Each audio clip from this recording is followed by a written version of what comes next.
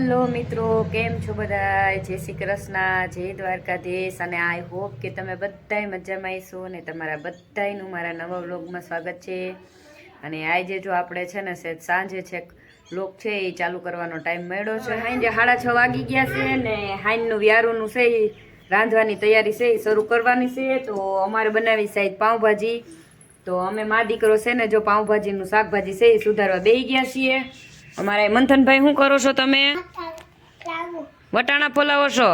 અમારે જો મમ્મીની આયરો કામ કરાવે છે દીકો, તો અમારે પાઉંભાજી બનાવી છે ને, તો અમારે મંથનભાઈ છે એ મન જો ભેગું ભેગું છે એ રસોઈનું બધું કામ છે એ કરાવવા લાગે છે. કા ભાઈ?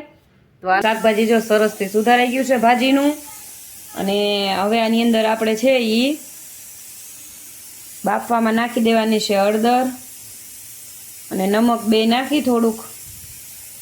અને આમાં નાખવાનું છે થોડુંક પાણી, આપણે થોડુંક શાકભાજી ડૂબે ને એટલું જ, બસ એટલું જ પાણી નાખવાનું છે. અને આને હવે મૂકી દેવાનું છે આપણે બાફવા.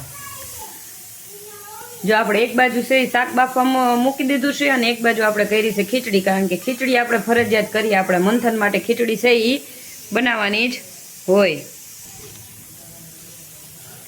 અને અહીંયા જો મારા માં છે, અહીંયા મારા માં અને અમારા મંથનભાઈ જો દેશી ચૂલે આપણા મસ્ત આપણે ભાજીની હારે છે ને પાઉં કે એવું નથી લેવાના, આપણે બ્રેડે અહીંયા લેવાના નથી. આપણે બનાવવાનું છે મસ્ત ભાખરી ચૂલે અને બનાવવાના છે રોટલા. ભાજી હારે અમે છે ભાખરી અને રોટલા જ બનાવીએ, મજા આવે ખાવાની. તમે અહીંયા ભાખરી બનાવતા લાગો, અમારે જો અહીંયા માર માં બનાવે ને ચૂલે ભાખરી અને રોટલા એને હારો હારે અમારા મંથનભાઈએ બેઠા છે ભાખરી બનાવવા. હા, શું બનાવવા, શું કરવાનું? ત્યાં રાખી દેવાનું. હા, એ નાની માને એમ કહે છે કે નાની માં અહીંયા ભાખરી બનાવી અને પછી છે ને એમાં રાખી દેવાનું. એટલે અહીંયા છે આપણે એક બાજુ ભાખરી અને રોટલા થાય છે અને બીજી બાજુ આપણું શાક છે એ ભાજીનું બફાય છે. જો આપણું શાક છે ભાજીનું મસ્તનું બફાઈ ગયું છે. અને અહીંયા આપણે છે એ તેલ ગરમ મૂકી દીધું છે અને મરચાં છે એ પહેલાં આપણે તરવાના છે. આ આપણા બધા મસાલા ને આ આપણું ભાજી છે એ એનો વઘાર કરવાનું છે. તો તેલ ગરમ થઈ જાય એટલે આપણે મરચાં છે એ તરી લઈએ. પહેલાં તેલ છે એ ગરમ થઈ ગયું છે તો આપણે પહેલાં છે ને મરચાં તરી લઈએ.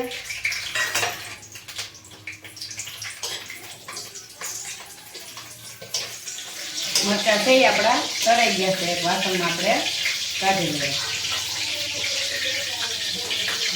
આપણે એમાં છે એ જીરું, રાઈ અને હળદર છે એ નાખી દેવાની છે. અને આપણે ભાજી છે એ વઘારવાની છે. જો હવે આપણે લસણ નાખવાનું છે અને આ છે મરચાંની, ધાણા ભાજીની અને આદુની પેસ્ટ છે એ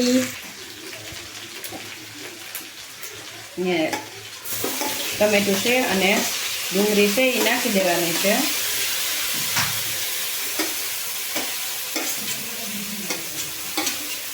અને હળહળવા દેવાનું છે.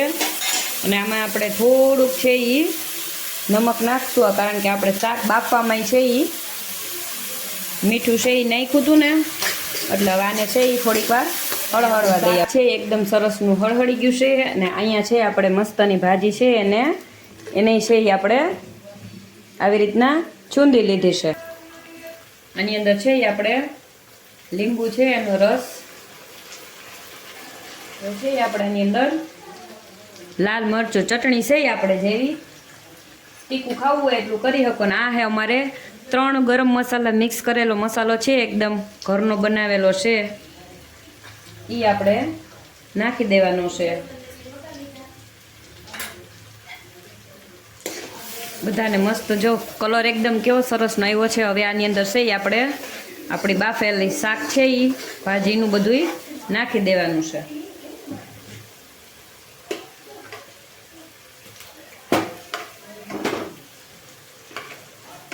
જો બધું શાક આપણે આમાં નાખી દીધું છે અને આને મસ્ત રીતે હલાવી લેવાનું છે. જો આપણે સારી રીતના છે એ હલાવી લીધી છે, આપણે મસ્ત તૈયાર થઈ ગઈ છે. તો હવે એમાં છે એ થોડીક ધાણા ભાજી છે એ આપણે નાખી દઈ. તો હાલો આપણી ભાજી છે એ બનીને તૈયાર થઈ ગઈ ને હવે આપણે ગેસ છે એ બંધ કરી દેવાનો છે.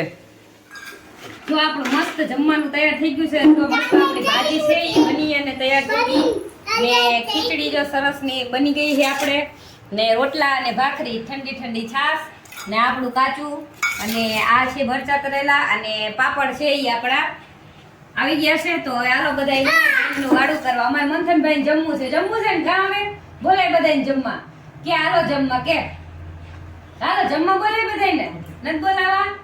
જો તમને અમારો વિડીયો ગમે તો અમારા વિડીયોને લાઈક કરો, શેર કરો અને અમારી ચેનલને સબસ્ક્રાઇબ કરો. Thank you, bye bye.